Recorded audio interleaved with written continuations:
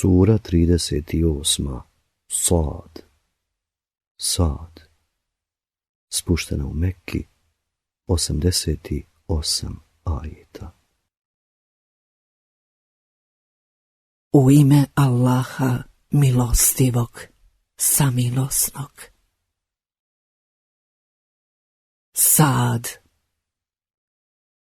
Tako mi Kur'ana slavnog, doista su bahati i nađi oni koji neće da vjeruju. Koliko smo mi naroda prije njih uništili. I oni su za pomoć vapili, ali je bilo kasno. Oni se čude što im je jedan od njih došao da ih opominje i govore nevjernici: ovo je čarobnjak, lažov. Zar onda bogove svede na Boga jednog? To je zaista nešto veoma čudno.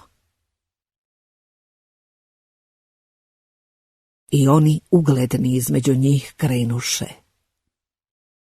idite i ostanite pri klanjanju bogovima svojim, to je uistinu stvar koja se traži. Za ovo nismo čuli u vjeri predaka naših. Ovo nije ništa drugo, već namještena laž. Zašto baš njemu između nas da bude poslana opomena? Ali oni u opomenu moju sumnjaju zato što kaznu moju nisu iskusili. Zar su u njih riznice milosti gospodara tvoga, silnoga i darežljivog? Zar oni imaju vlast na nebesima i na zemlji i nad onim što je između njih? Neka se onda uz ljestve popnu. Oni predstavljaju neznatnu urotničku vojsku koja će tamo biti poražena. I prije njih su narod Nuhov, i Ad, i Faraon, vlasnik građevina ogromnih, poricali. I Semud, i Lutov narod i stanovnici Ejke, oni su se protiv poslanika urotili. Svi su oni poslanike u laž utjerivali i kaznu moju zaslužili. A i ovi ne čekaju do jedan zvuk roga koji neće biti potrebno ponoviti i govore: Gospodaru naš, požuri kazni nas prije dana u kojem će se račun polagati. Ti otrpi ono što oni govore i sjeti se našeg roba Davuda, čvrstog u vjeri, koji se uvijek Allahu obraćao. Mi smo brda potčinili da zajedno s njim hvale Allaha prije nego što sunce zađe i poslije pošto grane, a i ptice okupljene. Svi su oni zbog njegova hvaljenja hvalu ponavljali. I učvrstili smo carstvo njegovo i dali mu vjerovjesništvo i sposobnost da rasuđuje. A da li je do tebe doprla vijest o parničarima, kada su preko zida hrama prešli, kada su Davudu upali, pa se on njih uplašio? Ne boj se, rekli su. Mi smo dvojica parničara, jedan drugom smo nažao učinili, pa nam po pravdi presudi. Ne budi pristrasan i na pravi put nas uputi. Ovaj prijatelj moj ima 99 ovaca, a ja samo jednu. I on mi reče: daj ti nju meni. I u prepirci me pobijedi. Učinio ti je doista krivo, reče Davud, time što je tražio da tvoju ovcu doda ovcama svojim.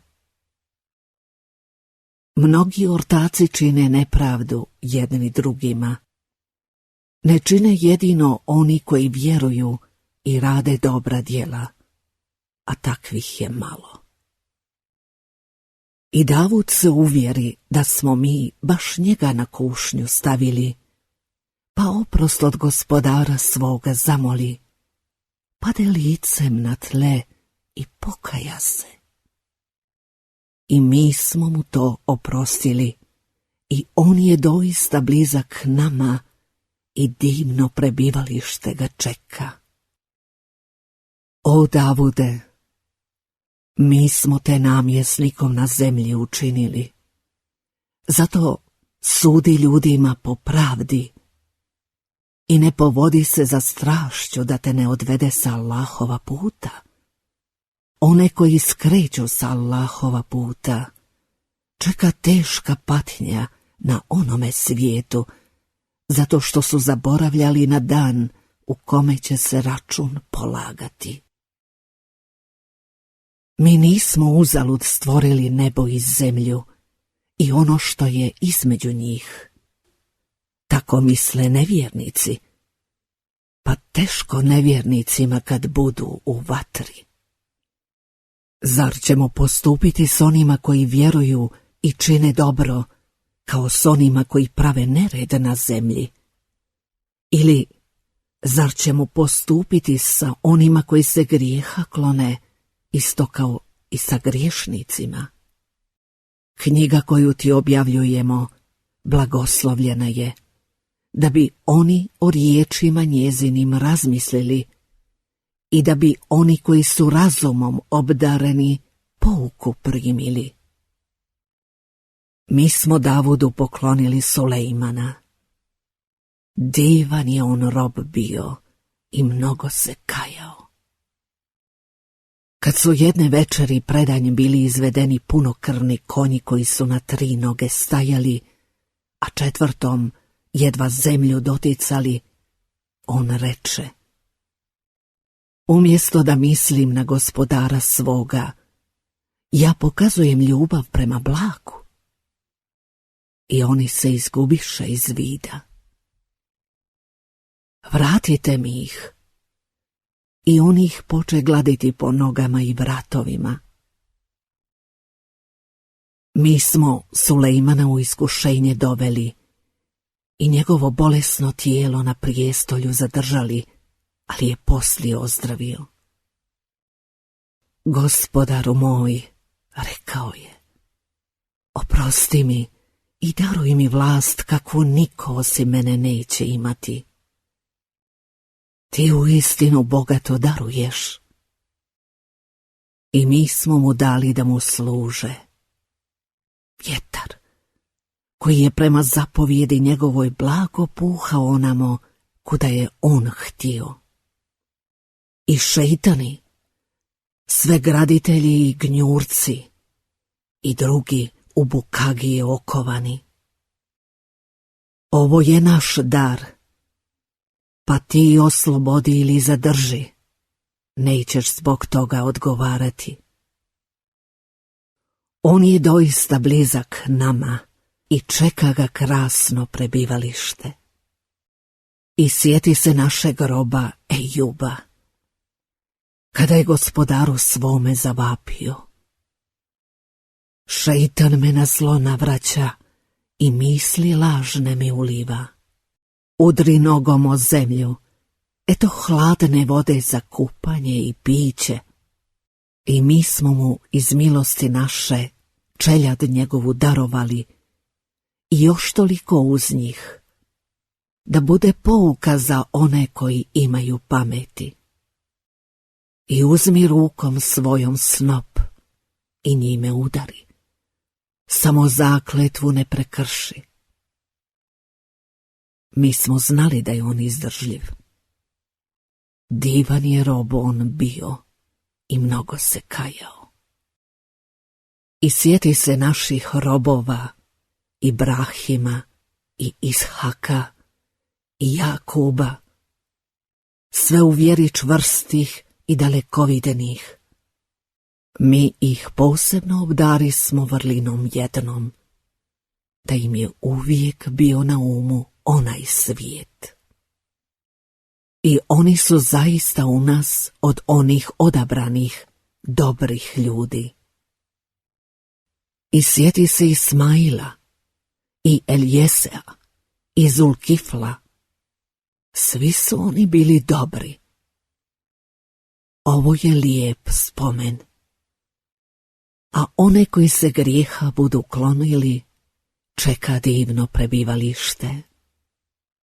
Edenski vrtovi, čije će kapije biti za njih otvorene, u kojima će se odmarati i raznovrsno voće i piće tražiti.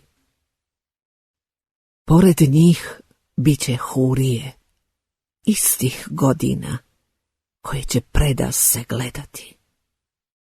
To je ono što vam se obećava za dan u kome će se račun polagati. To će doista blagodat naša biti, koja nikada neće prestajati. Eto, toliko. A one koji budu zločinili, čeka najgore prebivalište. Džehennem, u kojem će gorjeti, a grozne li postelje. Eto toliko. Pa neka okušaju vodu ključalu i kapljevinu smrdljivu i druge slične ovima muke, mnogostruke. Ova gomila će zajedno s vama tiskajući se u džehennem ući. Ne bilo im prostrano. U vatri će oni doista gorjeti.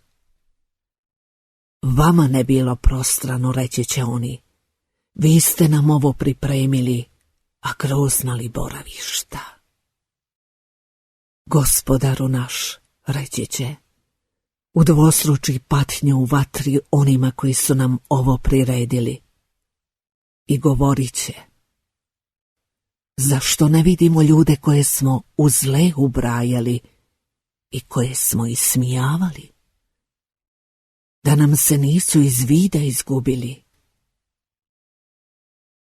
Istina je sigurno da će se stanovnici džehennema među sobom raspravljati.